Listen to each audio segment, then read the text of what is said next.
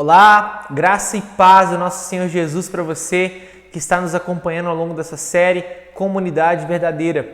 Essa é a nossa 7ª aula dessa série. Nós estamos trabalhando alguns aspectos importantes acerca dessa relação da comunidade, dessa vivência em comunidade. E bom, na nossa aula de hoje nós vamos falar um pouco dos dons espirituais dentro da comunidade, a maneira como os dons espirituais acontecem dentro da comunidade cristã. E bom, para que a gente comece com o auxílio do nosso Deus, conduzidos pelo Senhor durante essa aula, vamos orar. Eu te convido para que você faça essa oração comigo, pedindo para que Deus nos ilumine nosso coração, ilumine nossa mente, para que esse conteúdo ele tenha raízes fortes no nosso coração e se torne prática, saudável da nossa vida. Vamos lá? Amado Pai, Senhor da nossa vida, nós pedimos ao Senhor que conduza esse estudo, ilumine o nosso coração, ilumine a nossa mente, para que qualquer tipo de problema, de barreira seja desfeita e que nós possamos ao longo desse estudo ter a nossa vida edificada, a nossa fé fortalecida, a nossa comunhão com o Senhor cada vez mais aprimorada ao longo dessa série. E Deus, nós pedimos especificamente para esse estudo. Conduza a nossa aula para a Tua glória, para o Teu louvor, em nome de Jesus Cristo. Amém. Bom, pessoal, para a gente começar essa aula de hoje, é importante que nós façamos primeiro uma divisão da aula, a nossa estrutura. E bom, nós vamos trabalhar em 3 partes: a comunidade e os dons, a relação entre a comunidade cristã e os dons que Deus concede a ela, a definição de dons a partir da perspectiva bíblica e, por fim, o reconhecimento dos dons, ou melhor dizendo, a maneira como nós podemos reconhecer os dons espirituais na nossa vida. E bom, para começar, nós vamos falar um pouquinho a respeito da comunidade e os dons. Lembrando alguns aspectos importantes que vira e mexe a gente sempre volta nisso, mas porque de fato trabalhar aspectos da comunhão, trabalhar aspectos da comunidade cristã sempre vão envolver esses aspectos e é sempre importante ter isso como base. Bom, nós já falamos sobre isso, inclusive na aula passada, mas nessa aula nós vamos voltar um pouquinho, lembrando que nós somos unidos a Cristo na nossa conversão, nós somos unidos ao nosso Senhor e, consequentemente, por pertencer a Cristo, nós pertencemos uns aos outros, estamos unidos uns aos outros diante dessa realidade. Além disso, essa realidade da unidade da igreja, da união com os irmãos por causa do pertencimento a Cristo, ela proporciona um aspecto muito bonito para a nossa vida. Nós, enquanto indivíduos, somos alcançados pelo Evangelho. Deus salva pessoas individualmente falando, cada parte do corpo sendo salva por uma ação direta de Deus. Essas partes, elas são unidas por causa do Espírito e as diferenças são dissipadas, não que sejam coisas ruins por si, as diferenças que nós temos de cultura, de perfis sociais, de perfil social, às vezes de jeito, de alguma coisa nesse sentido, mas o nosso vínculo pelo Espírito é muito mais forte que isso. Isso nos faz um com Deus e uns com os outros. E bom, nesse sentido, a gente percebe que por causa desse vínculo, por causa dessa unidade tão profunda, nós temos uma relação orgânica espiritual com Cristo e com a comunidade. E falando um pouquinho mais sobre essa relação da comunidade com os dons, a gente volta nisso porque quando nós falamos dos dons, nós vamos falar especificamente dessa relação do indivíduo, da pessoa especificamente, com a comunidade. E nesse sentido, na relação orgânica do cristão com a sua comunidade, com o corpo de Cristo, nós percebemos que cada membro do corpo, cada pessoa que é levada ao conhecimento de Cristo, é convertida ao Evangelho pelo poder do Espírito, cada pessoa tem uma função específica. Essa ideia da função específica pode parecer distante ou distinta do que é o dom, mas na verdade não é. Na verdade, a função que um membro do corpo exerce dentro do corpo está intimamente ligado com os dons que Deus concede a ela. À medida que Deus chama pessoas e concede funções específicas para essas pessoas, Deus concede dons a elas para que elas possam ser capacitadas no exercício dessa função. Pensando no nosso próprio corpo, tentando fazer uma ilustração assim como Paulo faz do corpo, a nossa mão ela tem uma função específica dentro do corpo, o nosso pé da mesma maneira. Nós percebemos que cada parte do corpo exerce uma função e cada função exercida necessita de habilidades específicas. Exemplo, eu não poderia pedir mentalmente falando ao meu pé para que pegasse uma xícara de café na mesa. De forma bem direta, seria um desastre. Ele não tem habilidade para isso. A minha mão, por sinal, tem. Essa é a ideia base da associação entre a função e o dom. Nós temos funções específicas baseadas naquilo que Deus concede a nós como dons. Nós não podemos dizer, por exemplo, que nós temos uma função X se nós temos dons Y. É incompatível. Um pouquinho mais para frente, ao final do estudo, nós vamos ter exemplos mais práticos dentro da realidade da vida da igreja. Não vamos tratar agora para poder não queimar tanto a etapa, mas fica esse pano de fundo para que a gente entenda a relação da comunidade com os dons espirituais. Isso é o que Paulo fala inclusive em Romanos capítulo 12, no versículo 3 a 8. O apóstolo Paulo diz o seguinte: porque pela graça que me foi dada, digo a cada um dentre vós que não pense de si mesmo além do que convém. Antes, pense com moderação, segundo a medida da fé que Deus repartiu a cada um. Porque assim como num só corpo temos muitos membros, mas nem todos os membros têm a mesma função, assim também nós, conquanto muitos somos um só corpo em Cristo e membros uns dos outros, tendo, porém, diferentes dons segundo a graça que nos foi dada, se profecia, seja segundo a proporção da fé. Se ministério, dediquemo-nos ao ministério. Ou o que ensina, esmere-se no fazê-lo. Ou o que exorta, faça-o com dedicação. O que contribui, com liberalidade. O que preside, com diligência. Quem exerce misericórdia, com alegria.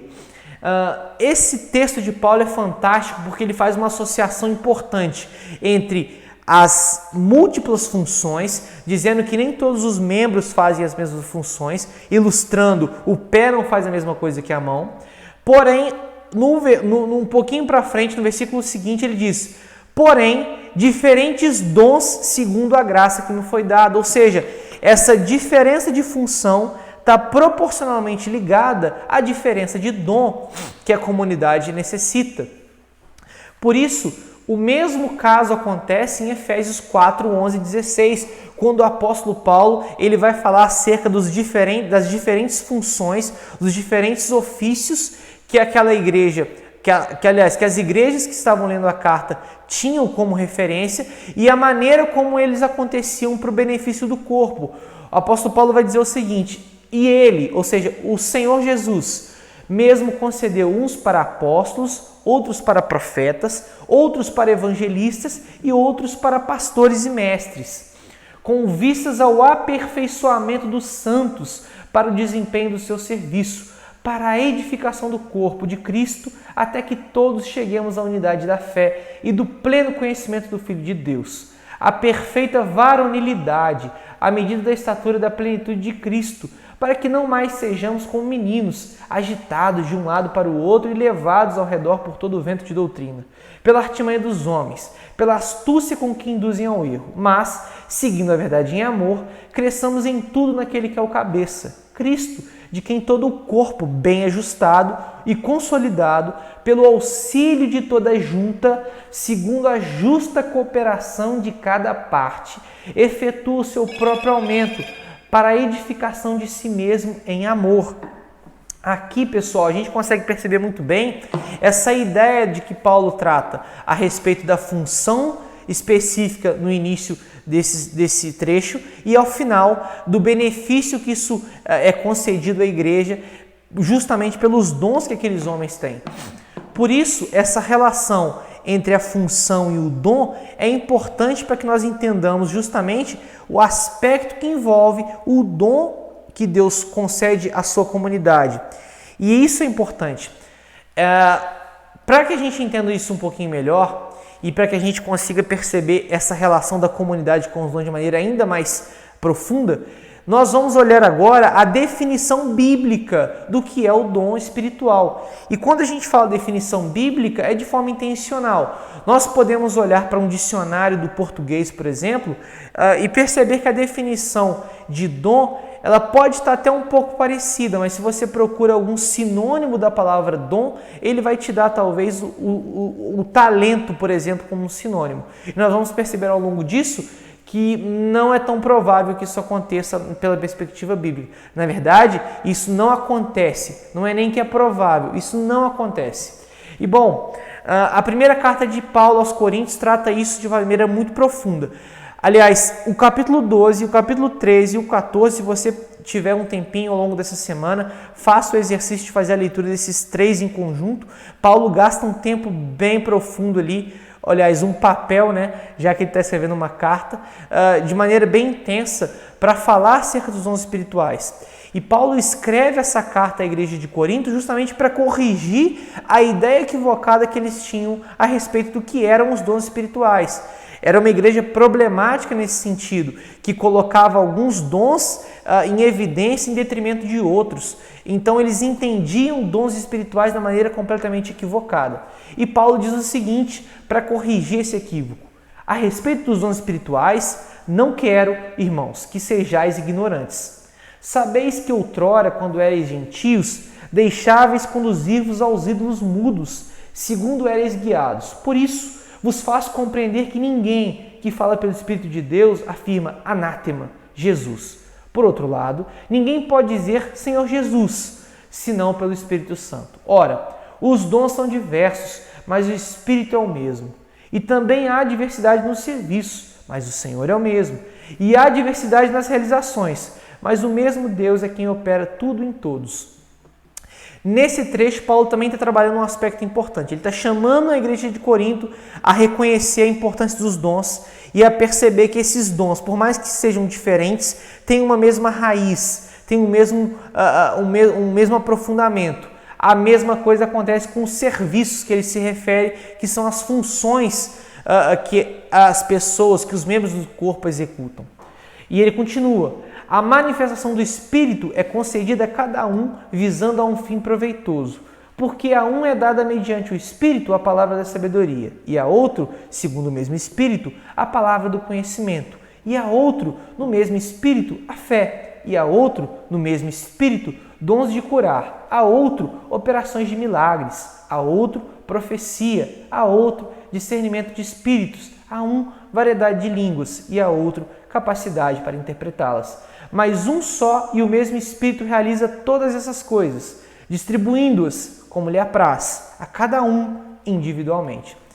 Paulo amarra o que ele está dizendo no início a respeito da diversidade de dons ali, com esse finalzinho do trecho, dizendo que, na verdade, por mais que sejam diversos, existe apenas um Espírito que realiza todas essas coisas de acordo com a sua vontade. E aí a gente começa a perceber um pouquinho a grande diferença entre o dom espiritual e o talento que nós falamos agora há pouco. O talento, especificamente, não necessariamente é algo prejudicial, algo maléfico, pelo contrário. É algo concedido por Deus da mesma maneira como o dom. Porém, nós vamos perceber que o dom espiritual e o talento, por mais que sejam questões, habilidades concedidas por Deus, têm raízes diferentes. O dom espiritual tem uma raiz na graça salvadora, na graça específica que Deus concede ao homem para a salvação. Envolve coisas eternas, coisas que são referentes à salvação, aquilo que é necessário ou aquilo que envolve, que resulta em alguns aspectos da salvação. Já o talento, ele tem a sua raiz na graça comum.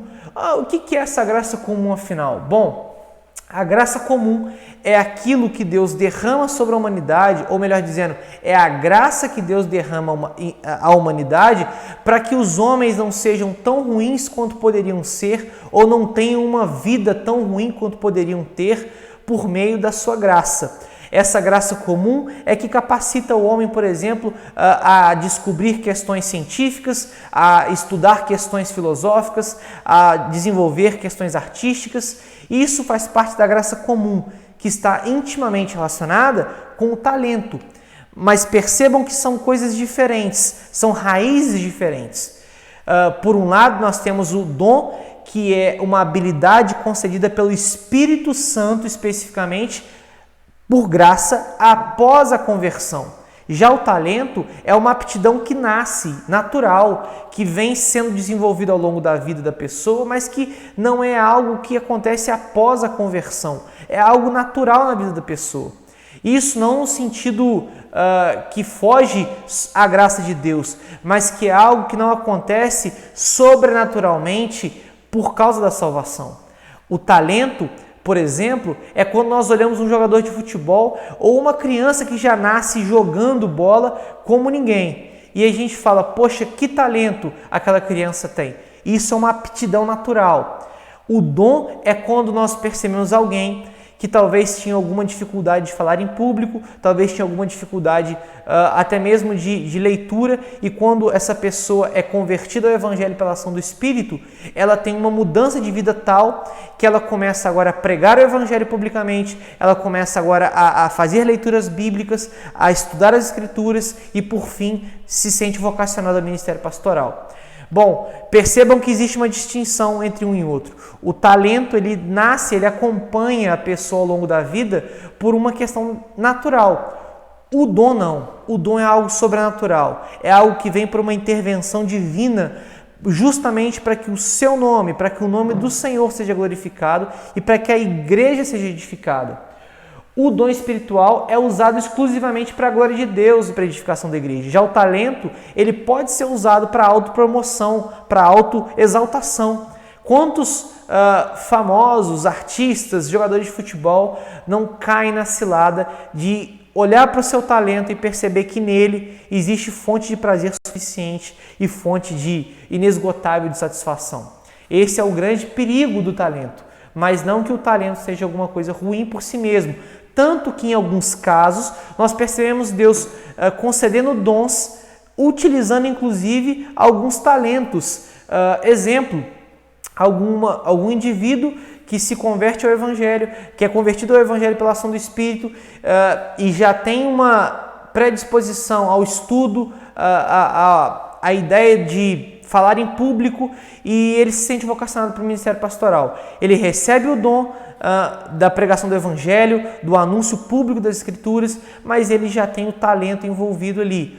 Ou uma pessoa que já tem naturalmente um talento musical muito grande, já canta muito bem, já toca muito bem, mas ao se converter percebe que isso tudo pode ser usado para a glória de Deus e que isso tudo pode ser usado inclusive para ensinar as Escrituras por meio da música.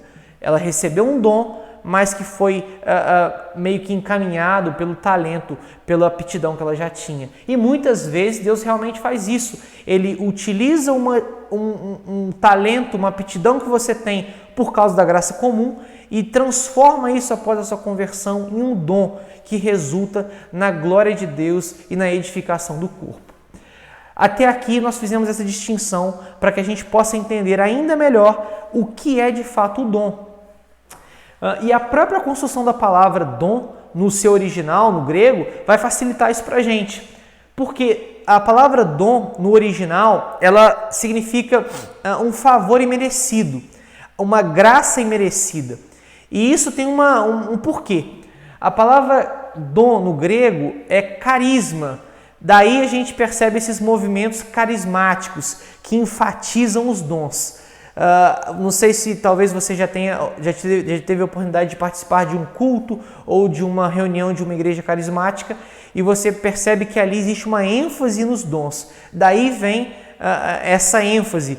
A palavra no grego para dom é carisma, daí o nome carismático. E a palavra carisma aplicada aos dons ao longo das Escrituras, e a maioria das passagens onde nós vemos dons escritos no português, a língua original utiliza carisma, ela tem uma raiz na palavra caris ou caristo, dependendo da tradução ou da flexão do grego. Utilizando o mais convencional, essa palavra caris ou caris, ela significa graça. E quando nós falamos de raiz, a ideia base que está por trás quando nós estudamos uma palavra é perceber que o seu núcleo de formação influencia o seu significado.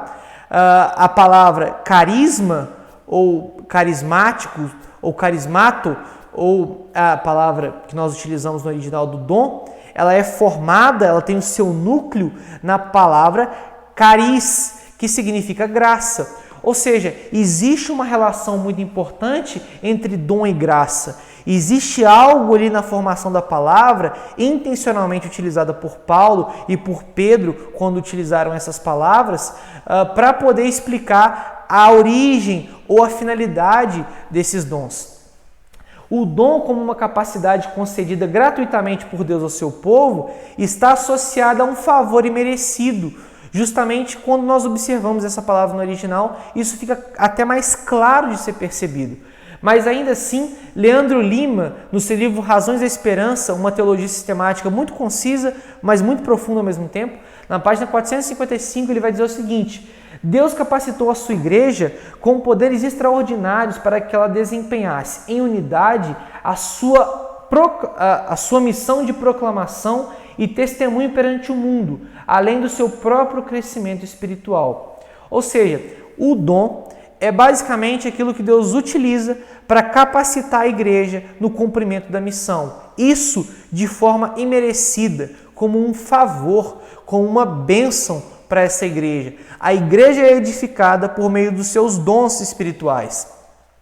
Daí a gente percebe a importância das funções serem exercidas pelos membros do corpo e esses membros do corpo exercerem as funções dentro daquilo que Deus concedeu a eles, os seus dons. E por isso é importante a gente perceber nas Escrituras alguns princípios importantes quando nós falamos de dons. Todo cristão tem um dom igualmente importante. Isso talvez desconstrói a sua ideia de que você não tem um dom espiritual. Talvez você está ouvindo essa aula e falando assim, olha, beleza, mas eu não sou pastor, eu não me sinto chamado para ser pastor, eu não me sinto chamado para pregar no púlpito, eu sou apenas um trabalhador, ou sou apenas uma dona de casa, eu tenho meus afazeres, eu faço talvez minha faculdade, meu doutorado, e eu não tenho nenhum dom para exercer na igreja. Bom, desculpe acabar com sua desculpa, mas você tem um dom espiritual. O Espírito Santo, quando converte o seu coração, quando ele regenera o seu coração, quando você é batizado pelo Espírito Santo, você, nesse instante, recebe um dom de Deus. A gente percebe isso, por exemplo, em 1 Coríntios capítulo 12, versículo 7, quando Paulo vai dizer: a cada um, porém, é dada a manifestação do Espírito, visando ao bem comum. Ou seja, Paulo não está dizendo a alguns, mas a cada um, a cada membro. Se você está me ouvindo agora, é membro do corpo de Cristo, é cristão, já entregou sua vida a Cristo, pois bem, você recebeu um dom, porque de acordo com as Escrituras, a cada um é manifestado a ação do Espírito para a concessão do dom. E esses dons, eles são igualmente importantes, ainda que alguns tenham uma exposição mais direta, como é o caso da pregação, do ensino, da música, que é uma parte de ensino também. Nós não olhamos para isso com valores diferentes, mas com funções diferentes. No finalzinho dessa aula, nós vamos entender um pouquinho melhor essa ideia. Guarda um pouquinho esse ponto, mas que fique isso fixado aqui. Os cristãos, como um todo, têm um dom específico e, além disso, têm valores iguais dentro do corpo, os dons exercidos. Nesse ponto é importante a gente perceber que o cristão ele não é limitado a um dom apenas. Você pode ter vários dons, mas no mínimo um. A sua conta não fica no vermelho. No mínimo você tem um dom a ser exercido dentro da nossa igreja local ou de qualquer outra a que você faça parte. Esse dom é soberanamente concedido. É Deus quem concede esse dom. O homem não conquista esse dom por algum mérito próprio. Deus não olha para os homens não olha para os cristãos e percebe talvez o mais habilidoso, o mais talentoso e dos talentos tira um dom. Não é assim. Deus ele concede os seus dons, ao seu povo baseado na sua vontade. É uma vontade soberana, uma concessão soberana de Deus. 1 Coríntios 12, 11, um pouquinho à frente do que nós lemos agora, o texto vai dizer, todas essas coisas, ou seja, todos os dons, porém são realizadas pelo mesmo e único Espírito, e Ele as distribui individualmente a cada um conforme quer.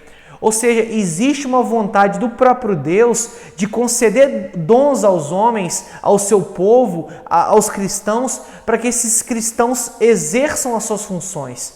Não é algo que o cristão precise se esforçar para desenvolver, como se fosse um treinamento, mas não no sentido de criar o seu dom.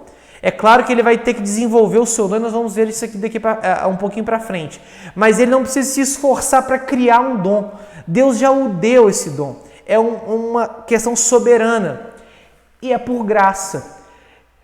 Primeira Carta de Pedro, capítulo 4, versículo 10. Cada um exerce o dom que recebeu para servir aos outros, administrando fielmente a graça de Deus em suas múltiplas formas.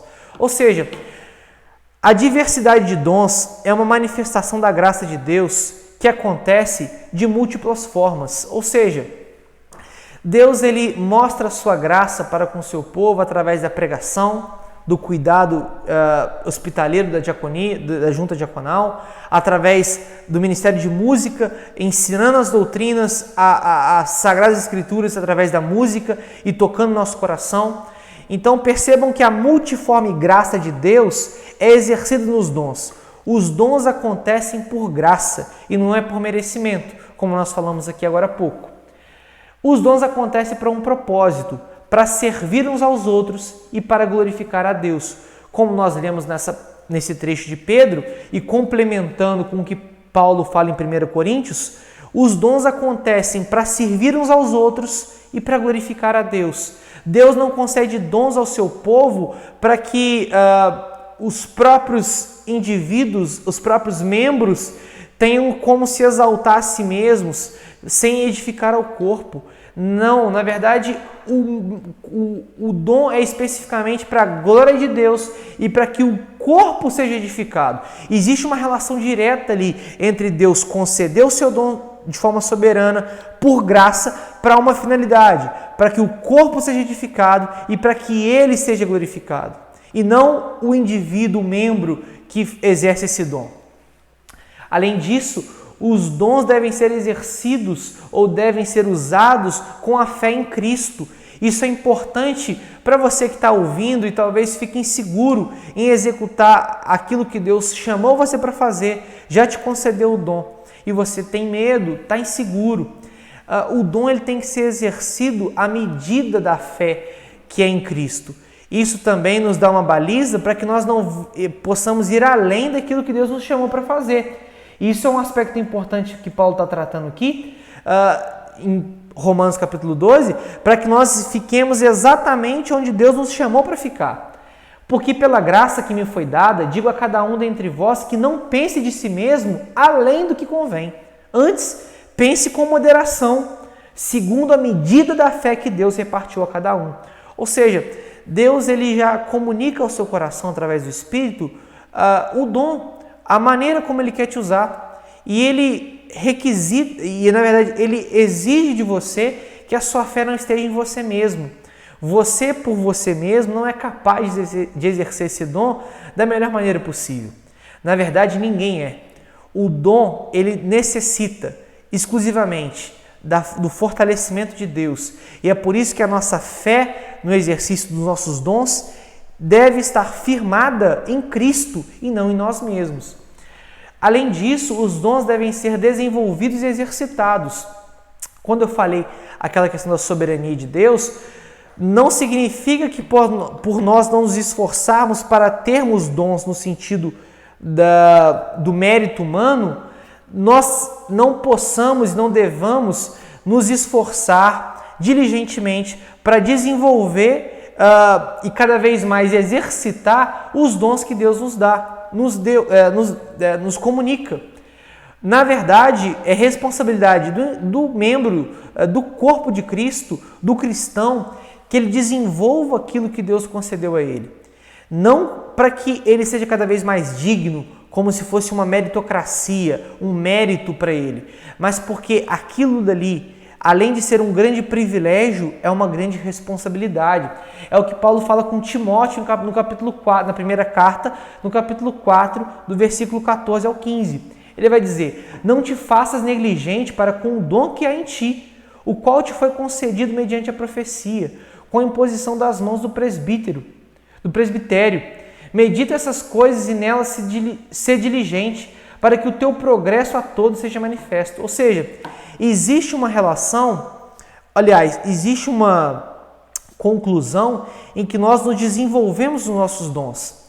Exemplo, quando nós começamos a engatinhar na fé, os primeiros meses, primeiros anos de conversão a Cristo, nós experimentamos o exercício dos nossos dons, talvez de maneira menos profunda do que ao longo da nossa vida. Isso se dá porque à medida que nós vamos desenvolvendo e exercitando esses dons, nós vamos experimentando cada vez mais. Em resumo, trocando em miúdos, bota para fora aquilo que Deus te concedeu para que você experimente cada vez mais e cada vez de forma mais profunda a vontade boa, perfeita e agradável dele para a sua vida. Bota para fora. Se Deus te chamou para cantar, se Deus te chamou para pregar, para ser hospitaleiro, para cuidar dos irmãos, para orar pelos irmãos, bota para fora. Isso é um chamado, isso é um privilégio e também uma responsabilidade que nós temos. Além disso, e por fim, talvez o ponto mais importante quando nós falamos de dom espiritual, é que o dom espiritual como um todo, qualquer um que seja, qualquer um mesmo, ele necessita de ser baseado no amor. E talvez esse ponto seja o mais importante mesmo dessa aula. Quando nós falamos de dom espiritual, o grande ponto não é que se você tem ou não tem, ou se você faz ou não faz, se você é reconhecido por ele ou não é reconhecido por ele. O grande ponto é que você tem esse dom e que você precisa exercê-lo em amor para o seu povo, para com a sua comunidade. O amor é o tempero para essa comida que pode alimentar, pode edificar o corpo de Cristo. Sem amor, assim como Paulo fala no seu texto de 1 Coríntios capítulo 13, os dons espirituais perdem o sentido. A maneira como nós trabalhamos, como nós exercemos nossas funções, lembrando a relação entre função e dom, ela perde o sentido. Por isso que quando nós tentamos exercer nosso dom apenas para poder cumprir tabela, para poder, ou até mesmo sermos expostos, sermos vistos, isso é um grande equívoco, isso é um grande perigo. Na verdade, o nosso exercício dos dons acontece por amor ao corpo de Cristo e principalmente por amor a Cristo. O que Paulo vai dizer é exatamente isso. Ainda que eu fale a língua dos homens e dos anjos, se não tiver amor, serei como bronze que soa ou como símbolo que retine.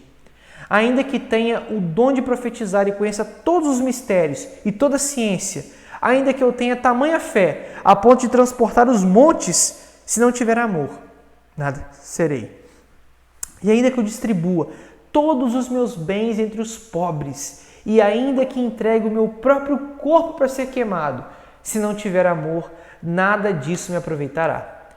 Percebam que o que Paulo está dizendo é: sem amor é inútil. Os dons espirituais, eles têm uma função no corpo específica. Porém, essa função no corpo ela só acontece quando esses dons acontecem também com amor. O corpo de Cristo ele é edificado no exercício dos dons quando esses dons acontecem não por algum motivo pessoal apenas, não por algum motivo egocêntrico, mas por um motivo nobre que Paulo trata como se talvez o dom supremo, o amor. O amor ele é o combustível para que talvez nós deixemos de lado os nossos defeitos, nossas limitações, os nossos medos e nós exerçamos os nossos dons para a glória de Deus e por amor à nossa comunidade, aos nossos irmãos.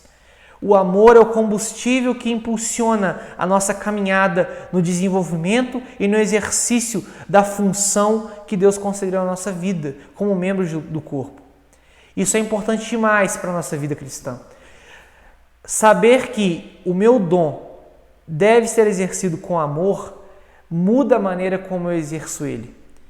À medida que eu vou trabalhando, que eu vou exercendo, eu vou ao mesmo tempo amando, eu vou ao mesmo tempo demonstrando amor por Deus e com o meu próximo, ou melhor dizendo, com os meus irmãos. Isso é importante demais. O corpo de Cristo é ainda mais edificado quando todos os membros trabalham com seus dons em amor. E bom, seguindo essa nossa aula, é importante que a gente entenda talvez algum meio, alguma maneira de reconhecer os nossos dons. E antes da gente falar propriamente disso, é importante a gente resvalar, e resvalar mesmo. Eu não tenho a menor pretensão de tratar desse debate extremamente profundo em apenas alguns minutos. Se eu fizesse isso também seria um tolo. Esse debate é um debate que vai além, talvez, de apenas uma aula. Talvez nós possamos fazer uma série de aulas sobre esse debate. É sobre se os dons espirituais continuam ou não após a era apostólica. E bom, nós podemos chamar dois lados desse debate, de um lado como cessacionistas e outro como continuistas. Os cessacionistas, de alguma maneira, eles creem que os dons cessaram, que a ação de Deus na era apostólica foi específica para aquele momento e à medida que a história da redenção avança, os dons não têm mais a sua finalidade. Por outro lado, os continuistas, eles creem que os dons continuam, que à medida que a história da redenção avança, os dons também avançam juntamente com ela. E vale um parênteses, porque a definição de cessacionista ela não é tão clara dentro de alguns movimentos. Alguns se definem de cessacionistas, mas creem que alguns dons continuam. Alguns se definem cessacionistas, mas creem que todos os dons cessaram. Alguns se dizem continuistas, mas creem que alguns dons cessaram. Alguns se dizem continuistas e creem que todos os dons continuaram. Percebam que esse debate ele é profundo e até às vezes confuso em alguns pontos. Muitos teólogos se posicionam como cessacionistas, mas creem que alguns outros dons continuam. Para trazer um pouquinho de equilíbrio para essa nossa aula e para a gente não ficar na elucubração aqui, eu vou utilizar um trecho do livro, novamente, das Razões de Esperança, do Leandro Lima, que talvez é um dos posicionamentos mais equilibrados que eu já vi e mais sintetizados, mas ao mesmo tempo coerentes. Ele vai dizer o seguinte: como os dons foram dados para a edificação da igreja, não faz sentido pensar que Deus removesse os dons antes de a igreja estar completamente edificada. Por outro lado, Deus não é obrigado a agir sempre da mesma maneira. Assim, entendemos que alguns dons cessaram e outros não. Mas é difícil dizer com certeza quais são eles, exceto alguns que parecem bem evidentes. E bom, esses dons que parecem evidentes que já cessaram, a gente pode trabalhar um mais específico aqui, que é o dom da revelação de Deus, ou melhor dizendo, a revelação especial de Deus.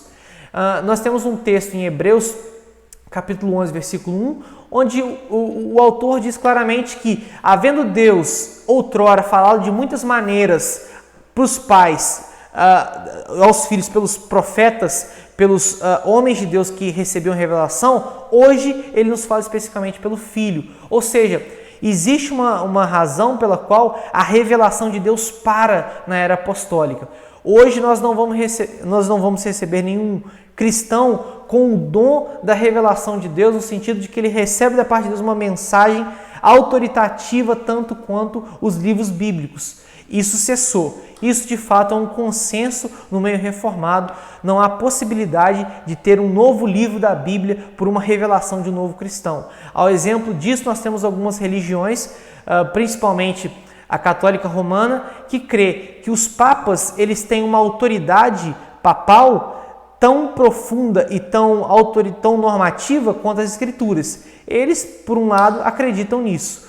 Na perspectiva bíblica, nós percebemos de forma clara que aquilo que Deus queria comunicar ao seu povo, Ele já comunicou através do Filho e através dos escritos inspirados por Deus da era apostólica. Então, esse posicionamento do Leandro Lima nos impulsiona para um equilíbrio importante. Os dons continuam, sim, na sua especificidade, aqueles que não comprometem a verdade de Deus, aqueles que edificam a igreja de maneira a serem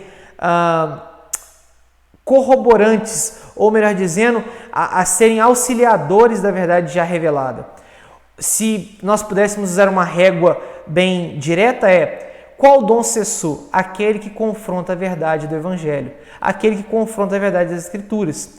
Exemplo, quando nós dizemos que o dom da cura é um dom que pode ser exercido aqui e acolá, à medida que eu imponho as mãos e curo conforme meu querer, assim como era na era apostólica, quando Paulo simplesmente curava e Pedro também, e até mesmo o próprio Cristo, nós vamos entrar em um conflito tamanho, porque nós percebemos textos, por exemplo, em Tiago, onde o próprio Tiago manda nós orarmos por enfermos para que, se da vontade de Deus for, eles sejam curados. Ou seja, existe uma certa questão que não é mais como foi na era apostólica. Existem dons específicos que são destinados a uma era específica, a um tempo específico. Esse da cura, por exemplo, é um que muito provavelmente nós não vamos ver com tanta frequência quanto era na era apostólica. Isso é o que o Leandro diz, o reverendo Leandro trata como Deus não é obrigado a agir da mesma maneira. Deus ele pode mudar assim como ele é Deus, assim como ele quer, pela sua soberana vontade. Mas por que isso foi importante para a gente trabalhar aqui? Sabendo que os dons continuam, sabendo que existem dons derramados aos cristãos por meio da ação do Espírito, nós precisamos de fato reconhecê-los. E existe um ponto importante. Reconhecer o nosso dom espiritual é uma maneira importante para saber a vontade particular de Deus para a minha vida.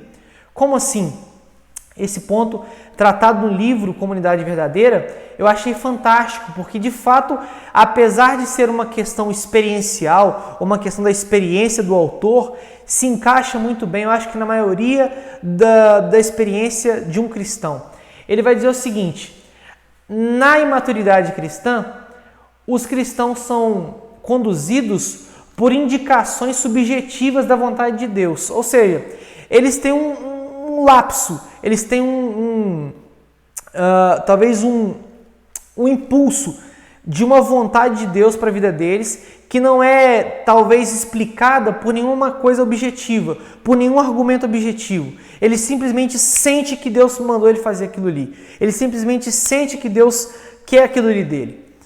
Esse movimento é mais característico para o início da vida cristã, para a imaturidade cristã. Não que isso não possa acontecer na maturidade cristã, de forma nenhuma. Claro que isso pode acontecer, mas isso acontece com mais frequência na imaturidade cristã, quando nós não temos o conhecimento necessário ou aquele vasto conhecimento sobre o que é a vida cristã. Porém, quando nós caminhamos em maturidade, as evidências objetivas, as questões mais claras, mais concretas, nos conduzem com mais facilidade.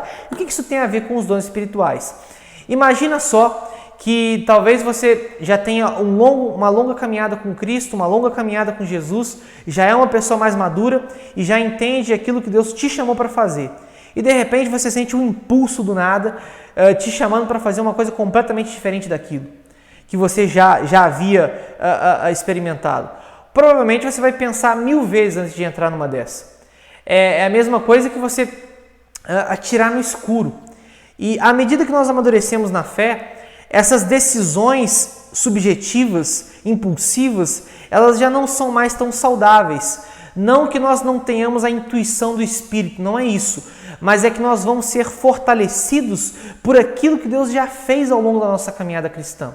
É por isso que saber o nosso dom espiritual é muito importante para a tomada de decisões. Exemplo, quando alguém te faz um convite, vamos imaginar que alguém te convide para cantar no Ministério de Música e você sabe que não tem uma voz boa, você sabe que Deus te chamou para uma outra coisa.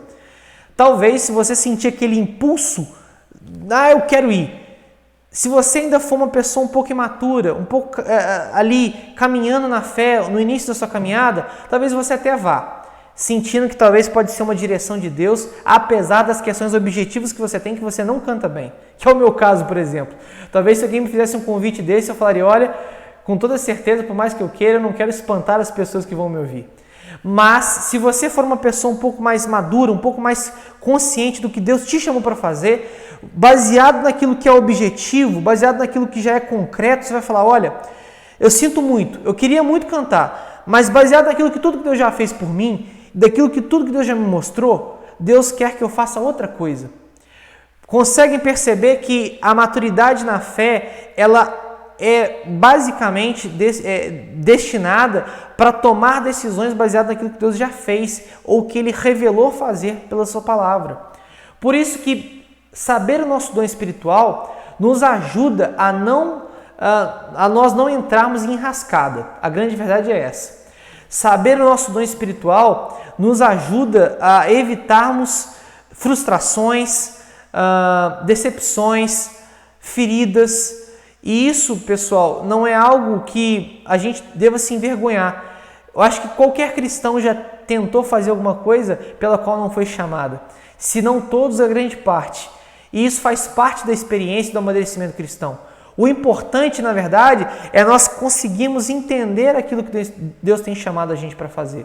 E é por isso que talvez esse passo a passo seja eficaz. Primeiro, ore. Ore a Deus, peça direção para que pelo seu Espírito Ele te revele a sua vontade. Além disso, se comprometa com a vontade dEle. Não seja resistente àquilo que Deus tem te mostrado. Não seja resistente àquilo que Deus já tem revelado na sua vida. Além disso, envolva-se na missão através da sua igreja local. Na nossa igreja, por exemplo, nós temos reunião de oração, grupo de conexão, escola bíblica dominical, culto público. Bom, dentre essas atividades, ministério infantil, ministério com adolescentes, ministério com jovens, dentre todas essas atividades, você precisa se envolver na missão de Deus, que acontece em nossa igreja local por meio dessas atividades, para que você tenha um norte, sabendo aonde você gosta de atuar, aonde você tem interesse, aonde seu coração bate forte, aonde, além disso, você se sente chamado para atuar. E, além disso, onde você se sente habilitado para atuar. E, por fim, trabalhe. Você nunca vai saber se foi chamado para aquilo, se tem o dom para aquela questão, se você não trabalhar. É claro que eu não preciso cantar no domingo pela manhã para saber que eu canto mal. No meu chuveiro eu já consigo ter essa noção. Mas algumas questões nós precisamos exercer na igreja. Algumas questões nós precisamos fazer. Exemplo, se você sente vontade talvez de dar um estudo, de fazer um estudo bíblico, participe de um grupo de conexão, peça ao líder talvez para um dia, ao longo de um treinamento, fazer um estudo, fazer um momento de ensino. Às vezes você se sente um chamado, um dom específico para orar. Participe da reunião de oração, participe de momentos de oração comunitária. Às vezes, por exemplo, você tem um dom, um chamado, algo para contribuição financeira. Participe dos movimentos que a igreja tem feito de obras, de investimentos, procure o conselho da igreja, se envolva nas questões. Isso é importante demais. E um parênteses aqui, nós não temos uma lista fechada de quantos dons existem na vida cristã. A Bíblia fornece algumas listas de dons espirituais, em Romanos, Efésios, 1 Coríntios, mas essas listas não são fechadas. Os dons espirituais, eles acontecem para a edificação do corpo. Exemplo, nós estamos numa era mídia, na verdade, né? Midiática, redes sociais, e os dons espirituais, eles são exercidos nas redes sociais. O dom de ensino, por exemplo, o dom da sabedoria, pode ser exercido talvez por um comunicador, alguém que faz gestão de redes sociais, por exemplo. Percebam que a ideia dos dons espirituais, ela tem uma aplicação muito abrangente. Por isso, qualquer dúvida que você tenha, qualquer dúvida que você queira tirar sobre o seu dom, procure o nosso pastor, procure um presbítero, nos procure o seu pastor, caso você seja de uma outra igreja local, converse sobre, tenha alguém para conversar sobre isso. Por fim, pessoal, para a gente terminar a esse momento, fazer uma leitura rápida do texto de 1 Coríntios, capítulo 12, do versículo 31 até do versículo 12 até o versículo 31, onde Paulo fala sobre essa diversidade de dons, de maneira muito bonita, para entendermos que, apesar das diferenças de dons, das multiformes, das mais facetadas,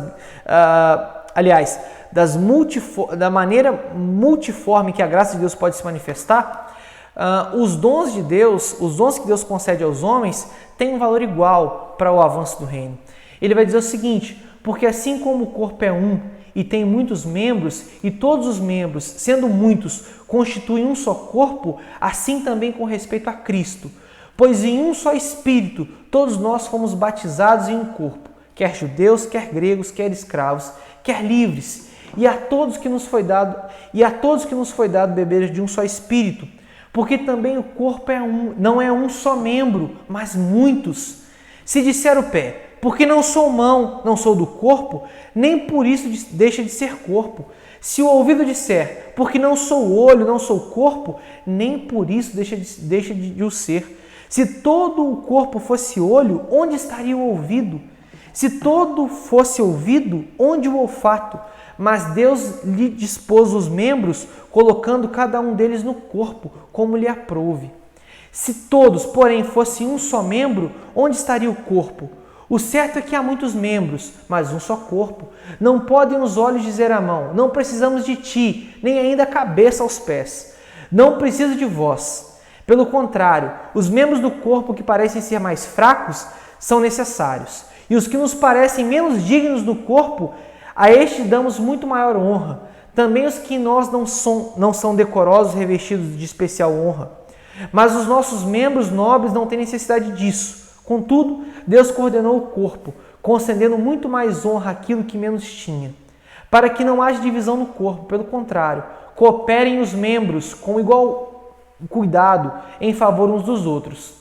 De maneira que se um membro sofre, todos sofrem com ele. E se um deles é honrado, com ele todos se regozijam. Ora, vós sois corpo de Cristo e individualmente membros desse corpo. A uns estabeleceu Deus na igreja, primeiramente apóstolos, em segundo lugar profetas, em terceiro lugar mestres, depois operadores de milagres, depois dons de curar, socorros, governos, variedade de línguas. Porventura, não são todos apóstolos ou todos profetas? São todos mestres? Ou operadores de milagres? Têm todos dons de curar? Falam todos em outras línguas? Interpretam-nas todos? Entretanto, procurai com zelo os melhores dons. Paulo aqui está trabalhando justamente essa ideia de que, apesar da diversidade de dons, nós temos um só corpo. E ele funciona não por uma questão meritocrática, que uns são mais importantes que outros. Pelo contrário, o corpo de Cristo funciona em uma sinergia. E os membros do corpo, apesar das diferenças de funções e de dons, exercem o mesmo valor diante de Deus.